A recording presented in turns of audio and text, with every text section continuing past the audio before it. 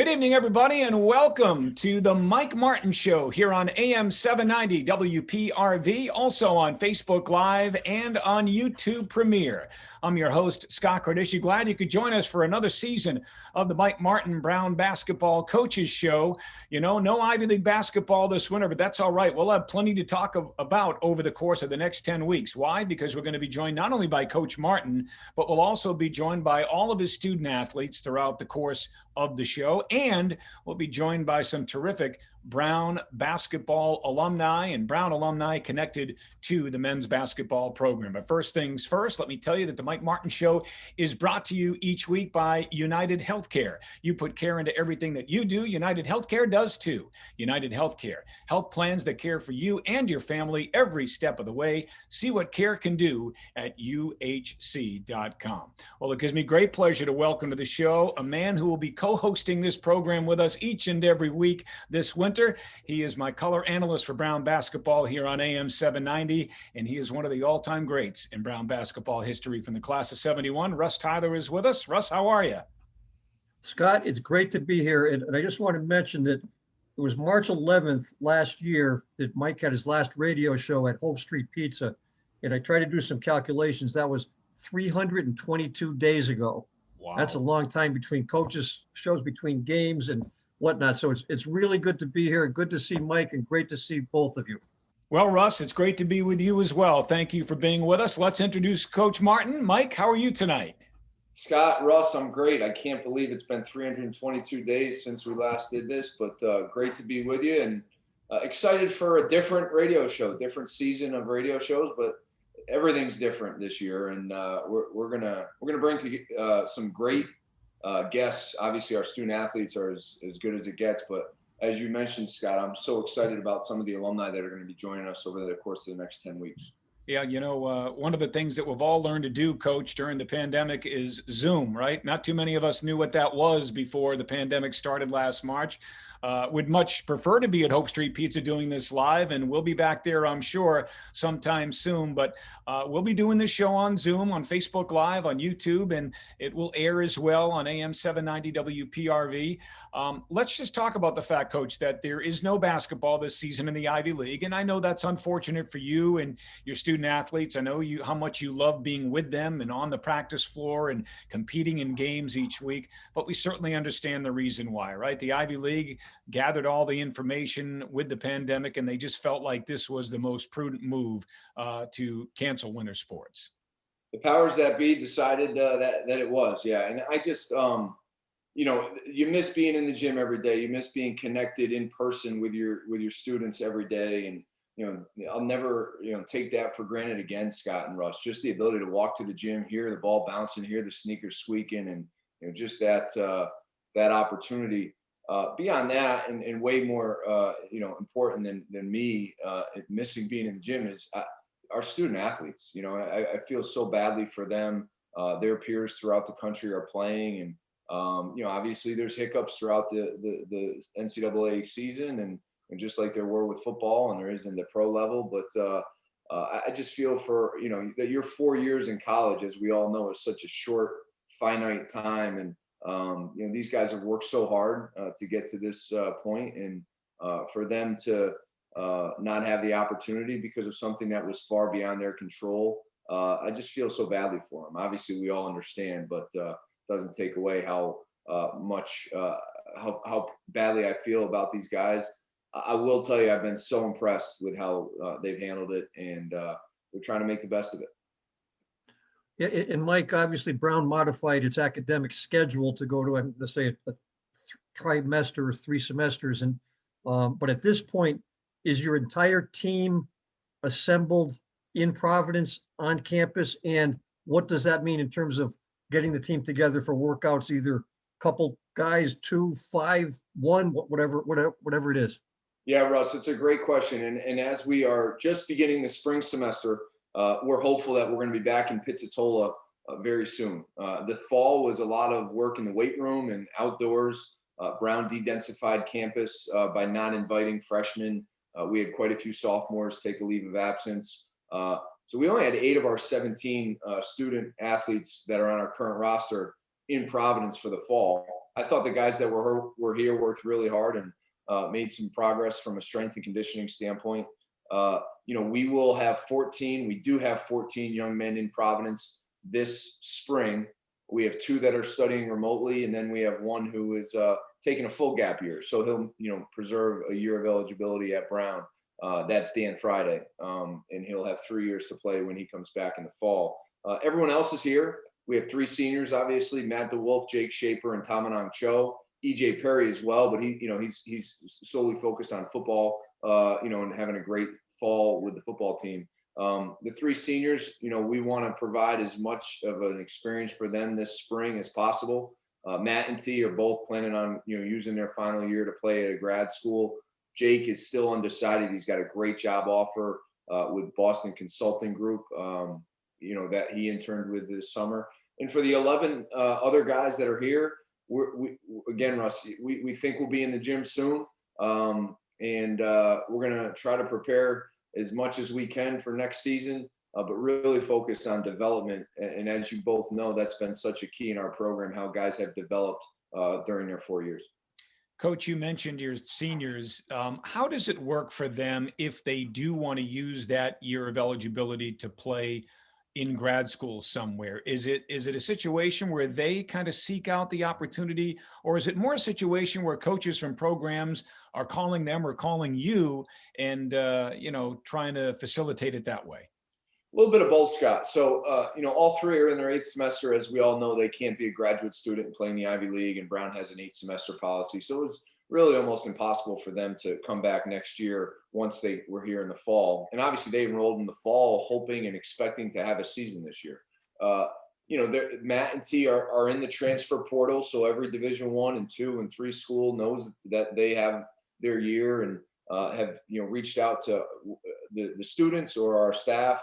The students, if they ask us, we'll reach out to some folks who maybe, they have interest in, and they're all going to go on and do great things. And I'm grateful that they are all going to get the chance to play again if they desire. Again, would love to have had that happen here at Brown, but it's not the case. So they're all in the middle of trying to figure out where to go next year, and we'll support them as best we can.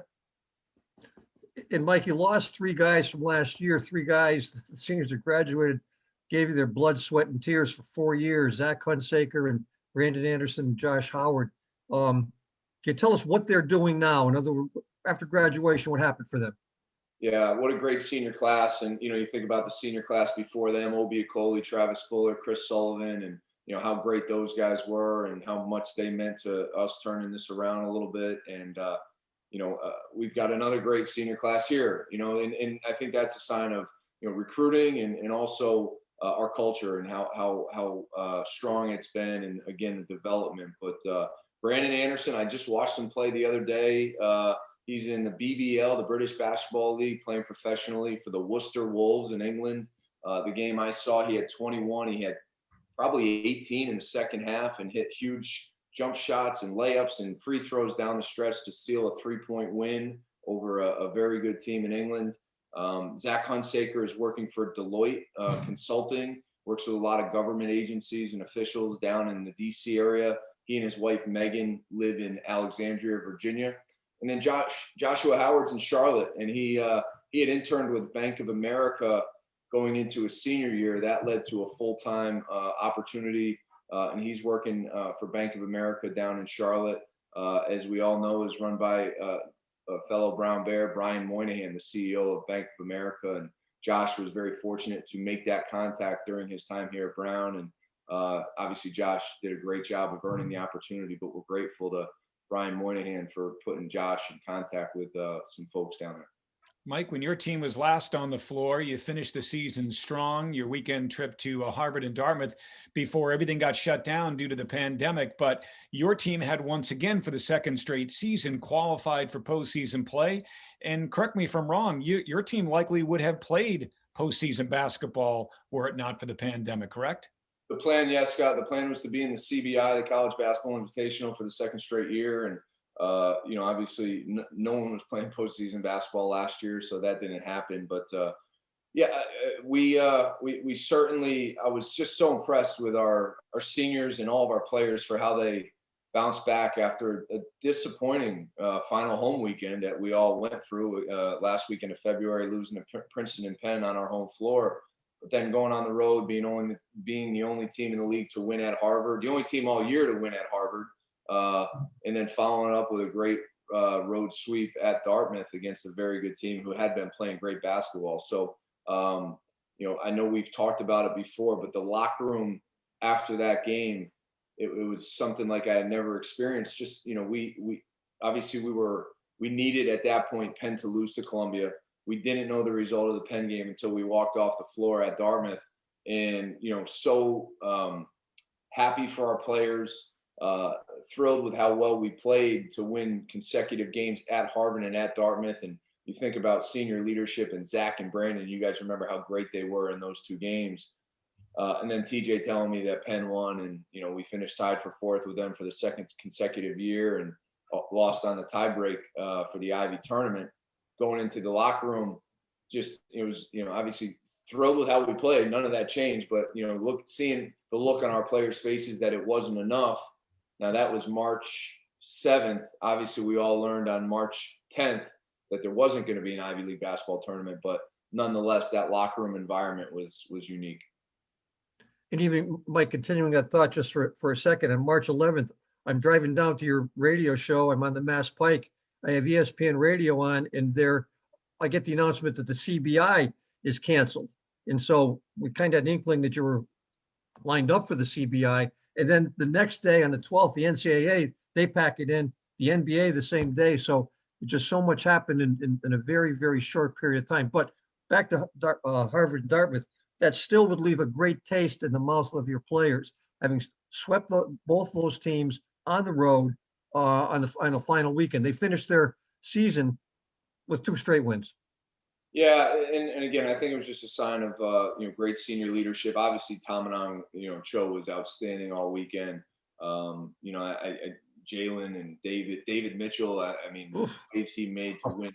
Just the winning plays he made down the stretch of both games, whether it was guarding Chris Lewis at Harvard or Chris Knight at Dartmouth, or switching on to a point guard and Dan Friday guarding Chris Knight at Dartmouth in the post. I mean, it was such a great sign of our program to win those 2 road games. And obviously we've got a little bit of a pause here, but we're the momentum that we've created and the way that our players have carried this thing forward. I can't wait to get back with them in the fall.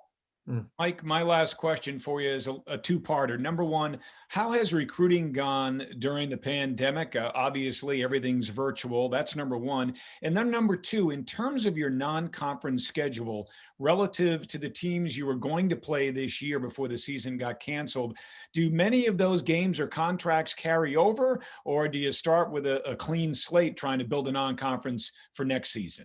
It's a great question. I'll take the second one first, Scott. The scheduling has been so interesting. Some of the contracts will carry over. We have a lot left to figure out, though. And we still needed a few dates for this year if we were going to play. But then, some of the folks that we had talked about playing this year, when you reach out to them, a couple of weeks ago and maybe more so in early December about, do you want to try to play again next year? They were still trying to figure out who they're going to play this year, given how crazy basketball scheduling has been during this pandemic. And, we've all talked about some games that have come together in less than 48 hours. So still a lot to be determined from a scheduling standpoint. Recruiting, we haven't been on a road or in the gym since March, and no one has, and we won't be back out until April 15th. It's been an NCAA dead period.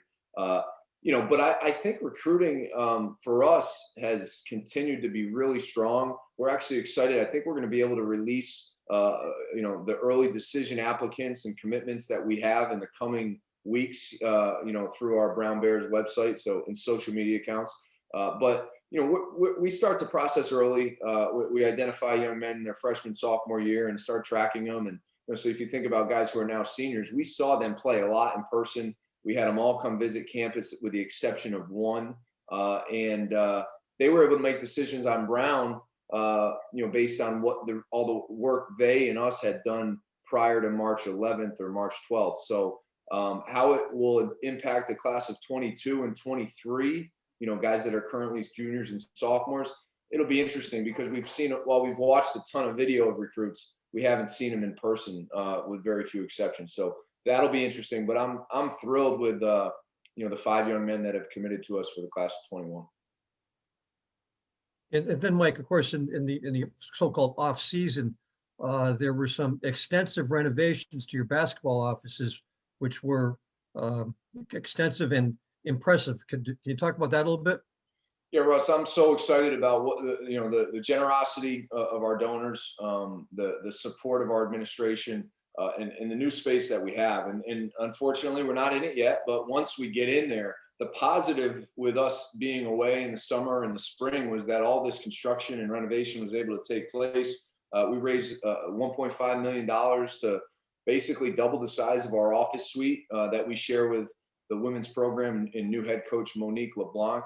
And then downstairs in the locker room, we more than doubled our space and have added a lounge area for the student athletes, our own video room for men's and women's basketball that we have our room in our space, they have their own video room in their space, and then a great changing room, in the locker room. So, in our offices, we've added conference rooms, we've added the ability for, assistant coaches to have their own individual offices. And I think the upgrades will be really significant. They already are. I know they are significant, and I think people will be certainly impressed when they see them for the first time in person.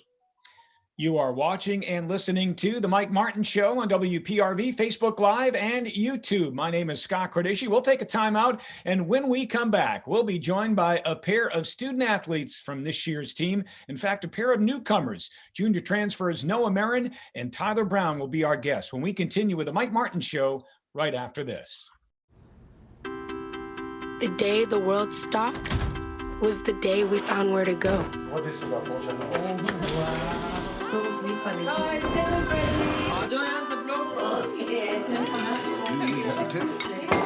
From now on, we're not going to leave anything on our plates because we've learned to savor the moments that were always there, and they never tasted this good. Welcome back to the Mike Martin Show here on AM 790 WPRV on Facebook Live and on YouTube. I'm your host, Scott Cordisci, and this portion of the Mike Martin Show is brought to you by the Brown University Sports Foundation. Through your donations and the work of our volunteers, the Brown Sports Foundation is committed to providing funding and support to Brown athletics to enhance the student-athlete experience. Thank you for your generosity and service to Brown athletics. Well, it gives us great pleasure right now to welcome to the Mike Martin Show a pair of newcomers to the Brown men's basketball program, although they bring with them plenty of experience. First off, we say hello to junior guard Noah Marin. Noah, how are you? I'm good. Scott, how are you? I'm doing great. Well, thank you for being with us. And also with us, fellow junior Tyler Brown. Tyler, how are you tonight? Doing pretty well. Well, guys, thank you for joining us. Well, Coach Martin, let's take it to you first, okay? We have a pair of young men that are transfers into this program. It must be nice to bring in guys that have experience. Scott, we're really fortunate. Both of these guys are going to add a ton to our program. We've already seen Noah in practice last year, and he did so much for our program last year as we had another step forward. Winning 8 Ivy League games and really finishing the year strong. Noah was oftentimes the best perimeter player for the upcoming opponent on our scout team in practice every day. And his size, his length, his athleticism, his decision-making, his ability to pass. Can't wait for all of our fans to see what he brings. And Tyler is new to us this year, but had a great run at Hutchinson Community College, which for those of you who don't know is probably the best junior college conference in the country, the Jayhawk Conference. He was an all-league selection, can really shoot it, can handle it, can play off the ball, brings great versatility. And both these guys are going to be great additions to they already are, but they're going to be great additions to our program when we're back on the court next winter. Yeah, well, welcome to both of you guys. I'm excited to see both of you play. And Scott, I think I should probably thank Coach Mike Martin for recruiting somebody with the name of Tyler Brown. Brown University to play basketball at Brown. And I'm just thinking, Scott, is it possible Mike's next moves to recruit somebody named Martin Brown? I mean, what is that a possibility? It's a good question. Well, Tyler, we had two tremendous senior guards who graduated in Brandon Anderson and Zack Hunsaker. Arguably, by the end of the Ivy season last year, they were playing as well as or better than any pair of guards in the Ivy League. And now they're gone. There's lots of minutes available. What are your strengths that you bring to the table that can help the Brown Bears overcome those graduation losses? Well, I mean, I've over the years, I've always been pretty much known as a shooter, and in high school, I was fortunate enough to play with my brother, and I played off the ball a lot. And I mean, throughout my basketball career, I've been able to run the one, run the two, and I've been in a lot of offenses that run combo guards where they have 2-point guards, or they just have 2-point guards always on the floor. And especially at Hutch, we had a lot of players that could handle the ball. So it was just a matter of, I mean, just playing the game. And I feel like over college, especially, my defensive mindset and my defensive abilities have increased substantially. Going from my freshman year to my sophomore year, I saw a super big increase in my minutes at Hutch, and being a freshman going into Hutch, and I mean, not being able to start right out of the gate, kind of had a target on my back whenever I got into the game, and it really helped me with my mindset to be able to make sure that I walk on the floor and I know that no matter who I'm matched up with, I will be able to take care of my defensive assignment like I should. And I think the main things that I'm going to be able to bring to the table next year are my ability to shoot the basketball, make decisions, be able to run through our offense. And Coach Martin's been, I mean, when I was on campus last semester, he was always harping on we were going to be the best defensive team and we're going to be the most efficient defensive team in the Ivy League. So I plan on coming in and stepping up and doing everything I can on the floor to make sure that we're doing what we need to do and making sure that we're getting some wins next year, because I'm going to make that senior season special. Great. Hey, Noah, you're no stranger to Brown University. Obviously, you went to high school right across the street at Moses Brown, and then you went to Skidmore College and just played fantastic. In fact, you averaged over 21 points per game for them in your final season. I guess just describe yourself as a player, and what was it like your first year here at Brown with your new teammates? It must have been tough not being able to play, but just tell us the decision to transfer to Brown and what it was like for you last year. Well, the transition, it was made pretty easy. I feel like my teammates and the coaching staff especially, they helped me with that a lot. Whether it was like choosing classes, getting acclimated to, I guess, a new style of basketball, whatever I really needed from them, they were willing to help. And I think that helped my transition be a lot smoother. And then also at Skidmore, I had great experience there, played 2 years there, won a championship there. It was very fun. But I decided I needed to move on from that. And I'm thankful that Coach Martin and the staff recruited me here. And now I'm just ready to play whatever role they need me to play to win a lot of games next year and hopefully win the Ivy League championship. Yeah. So Noah, you really, at this point, you're in a 2-year hiatus since you've had competitive team-oriented basketball. So since roughly March 15th of last year, that's when everything shut down more or less. So what have you been able to do during the pandemic to, maintain and improve on your conditioning, your strength, and in terms of playing, your strengths and weaknesses? For me, I've been lucky because for the most part, I've had access to a hoop throughout this whole situation, this pandemic. And then also weight room too. And during the time toward the beginning of the pandemic, when I didn't have access to that sort of stuff, to weight room, I would just get creative, work out outside, just really find whatever ways to improve, because you can always use your resources regardless of what you have to find a way to get better if you really want to. Tyler, a question for you and Coach Martin. I'd like you to jump in here after Tyler as well.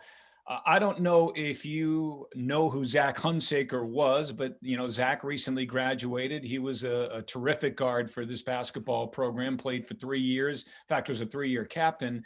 But I'm hearing that maybe there are some similarities between your game and his. I guess the question to you is, do you know who Zack Hunsaker is? And if you do, would you agree with that statement? And then Coach Martin, I'll ask you to make that same comparison. Are they similar types of players, or am I way off on this one?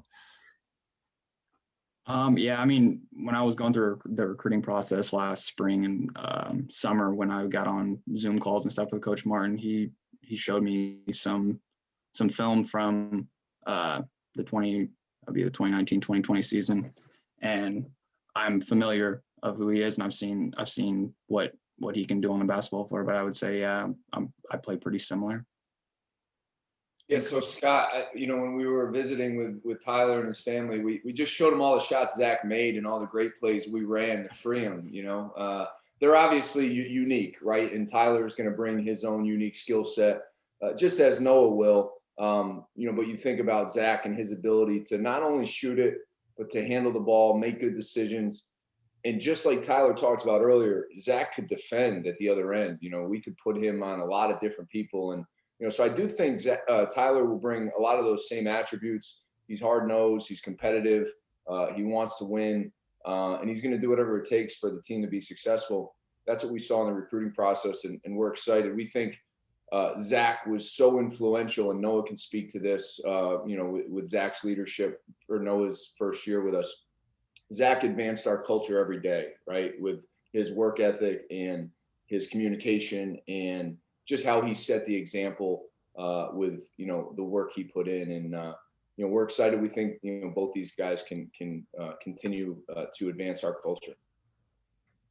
And Tyler, can you tell us how you became interested in Brown, what the recruiting process was like, and how you narrowed down your decision, your final decision to come to College Hill, come to Providence, Rhode Island, to come to Brown University? The first instance of, I didn't expect the Ivy League to be on my radar coming out of junior college, just because I never really knew how heavily the Ivy Leagues recruited junior college players. So I actually had a teammate, Saquon Singleton, who's playing at New Mexico right now. And what's funny is my freshman year, he made comments the entire year. He's like, "You're going to go to the Ivy League," because at junior college, I was taking all of the upper level physics, math courses. And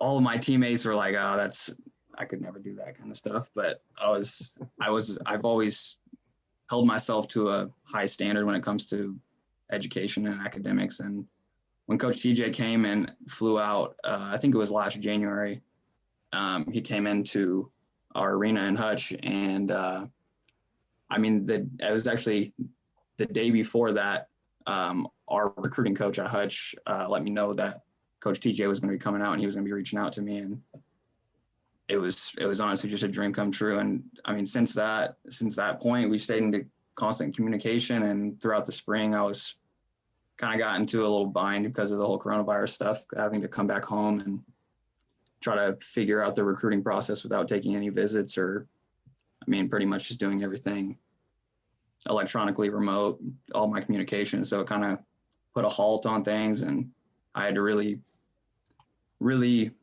decide what I thought was going to be the best decision for me academically, financially, and just taking all the factors into play. And ultimately, we went through the financial aid process and just to figure out to see what numbers were, and it worked out perfect. And I didn't, once I got that opportunity, I didn't look back, and I told Coach Martin right away that I was going to be a Brown Bear. It's an opportunity that you will not regret, and the right choice. Seeing you, absolutely. Noah, I feel horribly for all of you guys that we didn't get to have a season, but we certainly understand the reason why due to the pandemic. I feel most badly for obviously our seniors in Ticho and Matt DeWolf. I guess the good news is that the two of them do have eligibility to use and will probably likely go to grad school somewhere and use that eligibility and play. But I want to ask you, because you were around this team last year, you were with these guys, you were on the floor in practice with these guys, so you know the talent that is still here, right? In addition to the two of you, you talk about all the guys returning like, Jalen Gainey and David Mitchell and Perry Cowan and Dan Friday, et cetera, et cetera. And then you add all the newcomers to the mix as well. How good can this team be next year? I think we can be really good. I think Coach Martin crafted the roster so that we have a lot of versatile players, athletic players that can play multiple positions in it. Play a lot of be interchangeable in our offense and our sets. And I think that's going to be hard to guard for a lot of teams. And then on the defensive end, I think we have a lot of defenders, a lot of tough players who like to rebound. And I think we have a lot of potential as a whole. And I think the whole group is excited to see what we can accomplish next year. No, obviously you can score the basketball. I mean, you scored over 21 points a game in high school and then at Skidmore as well. But you've been described to me also as a defensive stalwart. What are your defensive skills like? Can you play everybody 1 through 5? Shut everybody down? I don't know about 1 through 5. Hopefully at least 1 through 3. I'm trying to get stronger to guard 1 through 4. But yeah, I've been trying to work on my lateral quickness, improve that as well. Just be able to guard as many people as possible and be able to guard whoever coach needs me to in whatever situation and contribute to the team's success.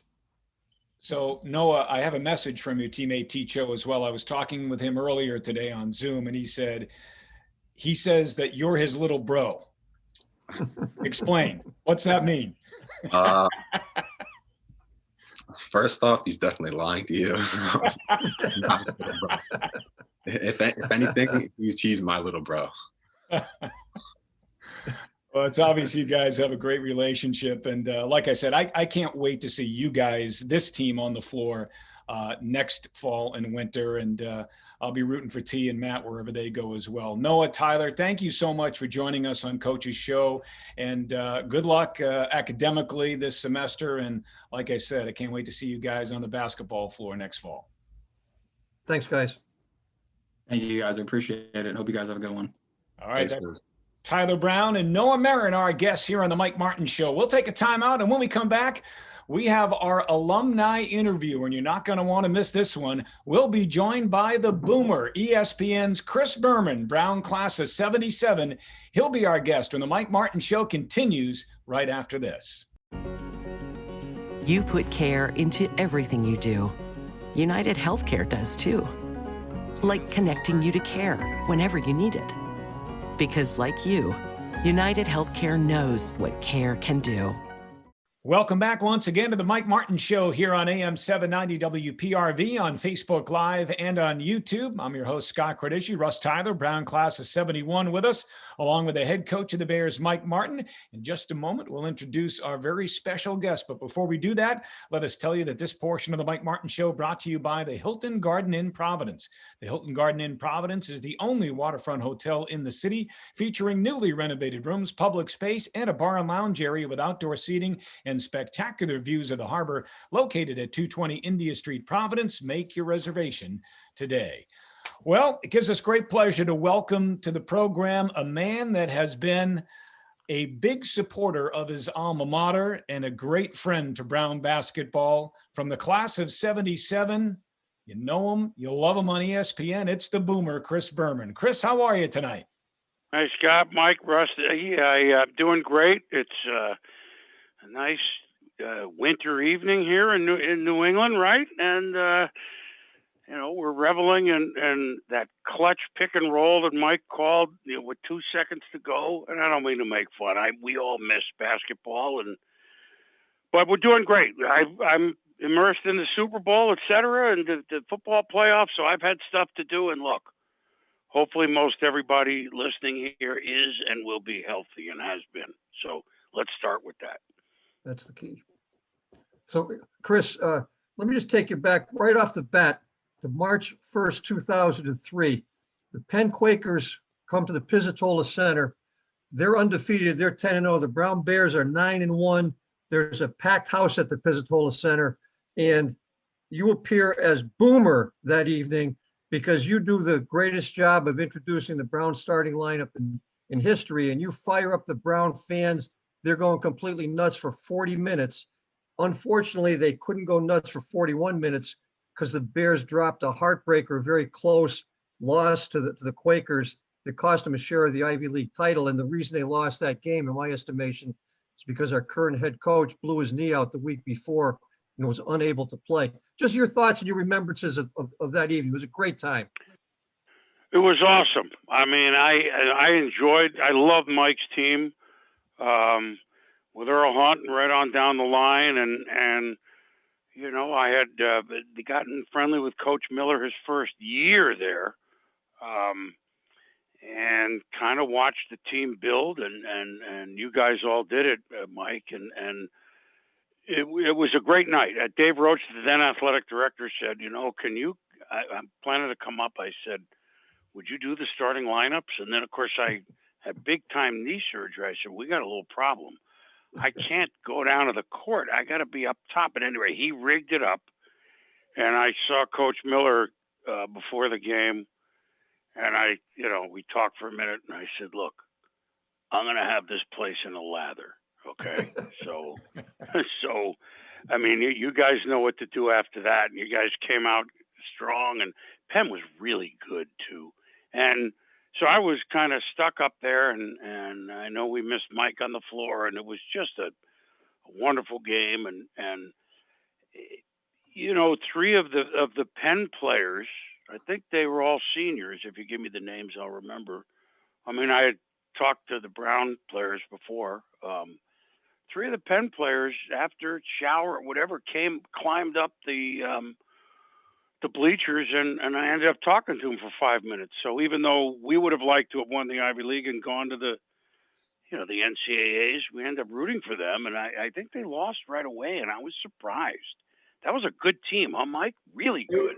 Chris, they were great, and Fran Dunphy was a legendary coach down in Philly. He was the head coach, and one of the guys I actually remember because I was out there too, and you know, such a tough loss for our guys. But Andy Toole, who's the current head coach at Robert Morrison, has done a great job. He's taken them to a couple NCAA tournaments. He was one of their seniors that I remember talking to you. And yeah, they won the Big Five, I think, that year. They were 4-0 in the Philadelphia Big Five. And Ugano Nikwe, Coco Archibong. I mean, they were loaded with talent. And that's the best I've ever seen the Pizzatola. And you had it. I mean, you had it going. But the crowd, they were waiting.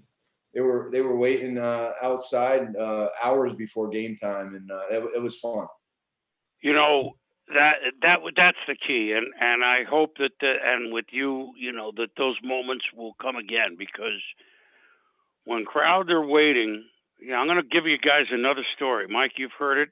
Rusty, everyone's heard it, but not those listening to this. And this is the perfect night to talk about it. So my favorite Brown basketball story was just like this. It was Penn. It was my freshman year, so that's like February '74. Brown had a wonderful team. The names certainly in the record books: Phil Brown, Eddie Morris. We could go on, and it was old Marble Gym, which of course Rusty, you played in, and a lot of people here going, "Wait a minute, what do you mean Marble Gym? They had basketball?" So we're going way back. They had a running track on the top where we announced the games from. And we beat Princeton on a Friday night. They had Armand Hill, the best player that I saw in my 4 years at Brown, meaning in the Ivy League. Went on with a wonderful pro career. Had he played for a different coach, and we love Pete Carrill, he would have averaged 25 points a game. But he was like 14 points a game because it's Princeton. I'm not knocking it. At any rate, we beat Princeton in overtime on a Friday night. I think we're 8-0, and Penn came in. Chuck Daly was coach. Not one of their unbelievable teams. They were ranked like 18 in the country. They won at Yale the night before. And the track above the court, the capacity at Marvel was 1,600 fellas, right, Rusty? I mean, you remember? Yeah, not much. Yeah, Chris, that's not much. Well, no, it was like 1,600, but we had 3,100 in there that night. Now, okay, so let me get an aside here. The fire marshal took one look at the track and went, "Oh my God!" And by the way, after that game, maximum of 100 people up there, and that's where the press was, and maybe a couple others, guys maybe shooting the video. I mean, I'm talking the 70s, but there were 1,500 people up there. The thing, that old track was moving, right? Oh, And I'll just give you this one story, Mike. I've told you this, but I don't think for a while. So the opening this place is electric, and it was an old pit, right? And we win the tap, and I think we dribbled down, and there was a foul, right? Like 6 seconds in or something. And I see 1,000 fingers pointing down at whoever committed the foul for Penn. You. And I said to myself, I'm a freshman, but I know what I know. And I went, oh my God, like this is unbelievable. And we won you can look it up, 66-65. It's the loudest. I mean, it was unreal. We were first place in the Ivy League. It didn't end that way. We finished second, went down to the Palestra and lost later in the year. But that's my favorite Brown moment from the 70s, and I'm glad you brought up the PA one, because we can do that again. Right? Next year, Mike, you get them going, I'm up there to introduce the starting lineup. How's that? It's a deal, Chris. I can't wait for that to happen. Boomer, you mentioned Phil Brown and that team your freshman year, 17-9. Your sophomore year, they were pretty good as well. They were 14-12.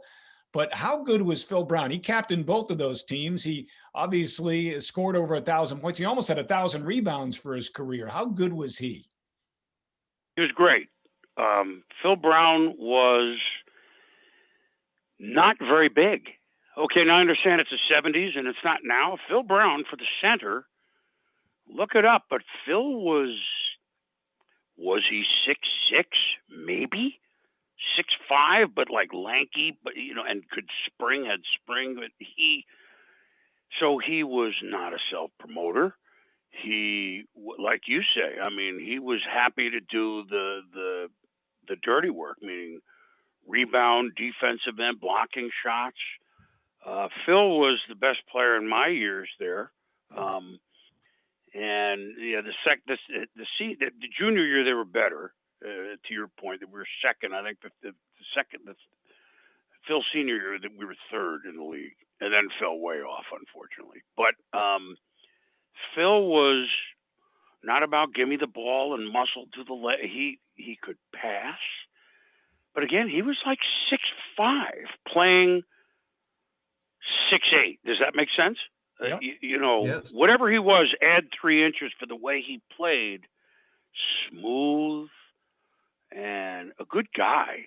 I've run into him a couple of times, not often, and I think he did pretty well for himself. Right, stayed in the New York area. He went to prep school in the New York area. Phil was a great player, and Mike, I know we're dating ourselves, but admissions, they decided that year, we're going to let in like a starting 5 here, So, of course, I didn't say that. And there was one senior, Jimmy Burke, that started on that team, but the rest were all juniors, but they had come up together, and so they essentially played together 3 years. He was great. Wherever he stands in the annals, and Rusty, you can attest to it. I mean, he was a better player than his numbers would show. Would you agree? no question, Chris. Tremendous team player, but he had tremendous timing as well as spring. He was a real force. They didn't count block shots back then, as you know, but if they did, I don't want to say anything about Cedric, but Phil Brown will likely be our all-time leader. Yeah, and Chris, just so we played Penn, and Phil frequently comes down. He lives in Philly now, and he frequently comes down Okay. when we're at the Palestra.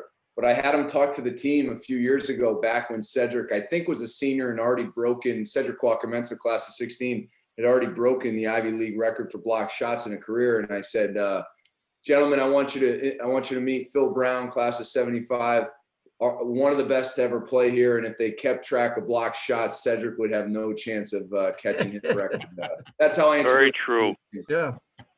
Very true. You know, I will say this, not that, look, we're talking ancient history, but apparently we played at the Palesters the last weekend of the season, I think. Yeah, but he turned an ankle in like a light practice Thursday evening, the last 2 minutes. Nobody said anything.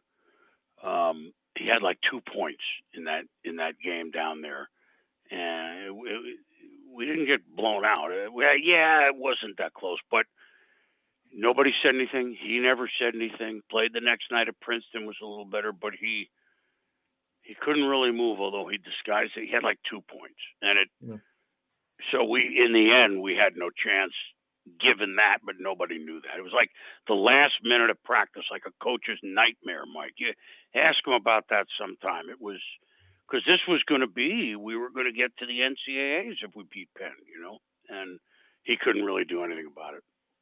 Boom. Last 2 questions for you. Number one, you have always been so good to your alma mater, recognizing them on national TV. Russ talked about you coming to the pits and introducing the team before the Penn game when Mike was a player. And of course, anytime the team would go to Yale, you'd take time out of your busy schedule to come to New Haven to see the Bears play. Your son, Doug, your daughter, Meredith, that both attended Brown. But you've really had you've really shown quite the loyalty and support to your alma mater. That's number one. And number two, would be remiss if we didn't get your opinion on the matchup in Super Bowl 55. I understand nobody circles the wagons like the Buffalo Bills, but it's the Chiefs, and Tom Brady is back again. Well, and thank you for the comments. Look, our alma mater, I mean, it's in our blood. And I remember those games, and of course the football, which I was the voice of, and our first Ivy title when I was a senior in the fall of '76. I remember those as like the Harvard game, which essentially was the one that won the league for us. Being the voice of the team that had never done it, and I remember specifics of that game that are clearer to me now than maybe some games earlier this season. That it's my job to do the highlights after. So that's in you forever.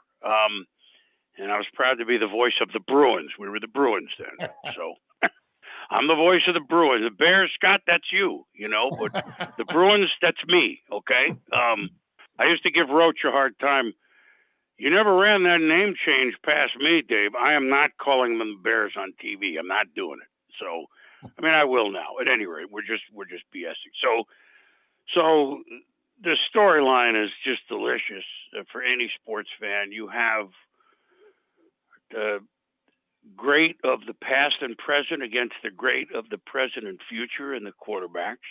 You have, the Tom Brady story speaks for itself. 10 Super Bowls, you got to be kidding me, right? Most people have never watched 10 Super Bowls on TV.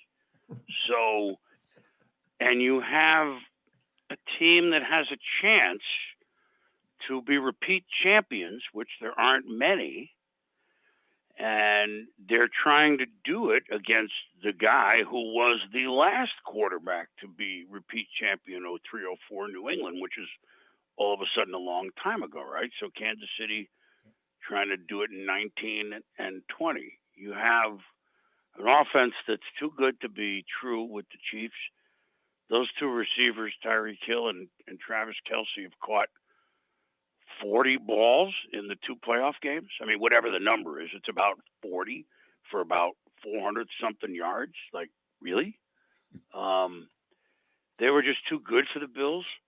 And if they play like that, they'll be too good for the Bucs. They should have blown the Bucs out earlier in the year, though that doesn't, and then they only won by 3, however.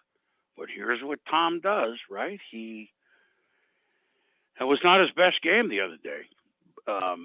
But he knows how to win. Like the throw at the end of the half, that was the game, as it turned out. He's beaten Drew Brees and Aaron Rodgers, so now here he goes against Patrick Mahomes. So Tampa's defense is on the up. Kansas City's defense is better than you think. I think the Chiefs' offense is more dynamic. That being said, Tampa has really good skilled players. I don't know what the home field means. I don't know. This is so bizarre. Yeah. I mean, look, we're 12 days away, so I give the Chiefs an early edge, but the word edge is not. I think favored by 3 is about what they are, and that's about what it'll be. I mean, but we're 12 days up. But the delicious storyline of past, present, and future, we got it all covered in the quarterback position, and 2 coaches who have been around the block, and exciting players, and natural grass, and there's going to be, I think, 22,000 people. A lot of them health workers, which you got to applaud, right? Yep. So, maybe I'm going to do prime time after the game. I'm going to go just for the weekend, though. We still want to avoid these things, but maybe I'll hide out on that boat, on the Jolly Roger there in the end zone, fire the cannons like I did once. I know how to get up there. So it's here's Tom in another Super Bowl. It's like you could be Rip Van Winkle and go to sleep for all those years and wake up and he's still playing in the Super Bowl. It's unbelievable. But boy, the Chiefs are fun. They should be fun. And look, let's not, and I've given you the classic 5-minute answer in a 1-minute question. Nobody can filibuster like me. Some senators are better. But look, we weren't sure if we would be holding the Super Bowl in a season that everything happened not the way it was scheduled, but pretty close. They never missed games, right? And it's a gift that we've had football all this fall and winter. It's a pro football. It's a gift. And I hope people look at it that way, like, man, this was something to do this year. We're inside and this and that. So sports, let's not forget what sports can do. We're talking about college basketball games in the 70s, and it gets people together, even if they aren't together. And so I hope people are enjoying their friends, even if they're afar, and emailing and FaceTiming and whatever in the Super Bowl, because in this year of all years, it's good to have it, and it's good to have a game like this. So I know you guys are probably pulling for Tom, although we don't. Let's see. Tampa has a Harvard guy in there, of course, Cameron Brate, right, tight end. All those years we had Devlin and Zach Diassi in the Super Bowls. We got to get a player in there for future years. All right, we're going to get James Perry to work on that. So, at any rate, I hope you guys are good. We all miss what you do so well. Scott calling the games, and of course Mike coaching, and his team on the up. And I can't wait to take the court again and tell those young men that to stay with it. It's a tough hand everyone's been dealt, and especially those seniors. I mean, although I guess they could hang, but playoffs next year, and just stay with it and enjoy school for what they can. All right, that's your filibuster for tonight. Chris, great stuff. As always, thank you for joining us. We appreciate it. Listen, thanks for waving the flag for the Bears, fellas. Really appreciate it. All right, that'll do it for this edition of the Mike Martin Show. Our thanks to ESPN's Chris Berman for wrapping it up with us tonight. For Russ Tyler and the head coach of the Bears, Mike Martin, my name is Scott Credisci. So long, everybody. This has been a presentation of Learfield IMG College.